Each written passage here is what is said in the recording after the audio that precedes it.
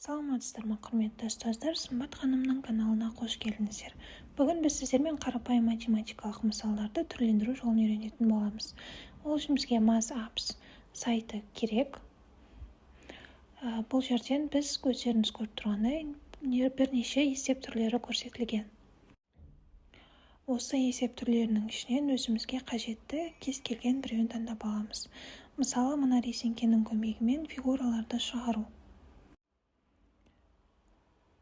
Жаңа бет ашылғаннан кейін өзімізге қажетті әрекеттерді орындап, өзіміздің ойымыздағы кез келген фигураны жасап аламыз. Мінеки фигурамыз дайын. Енді басқа мысалдарын көрсетейін сіздерге.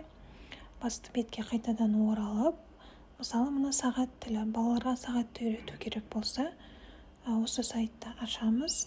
Және де сағат, оны тілін өзгертіп балаларға түсіндіре аламыз.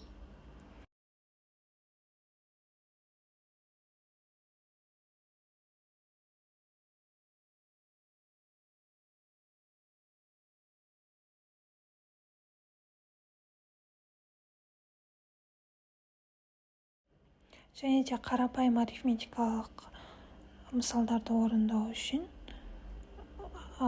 осындай, мысалы, түстерді бір-бірімен теңестір сияқты тапсырмаларды түрлі түсті етіп орындай аламыз.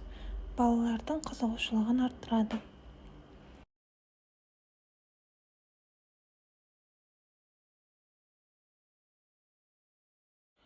Сайттың қолданылуы оңай, пайдасы көп. Осымен біздің видеомыз аяқталды. Пайдалы болды деген үміттемін. Назарларыңызға рахмет.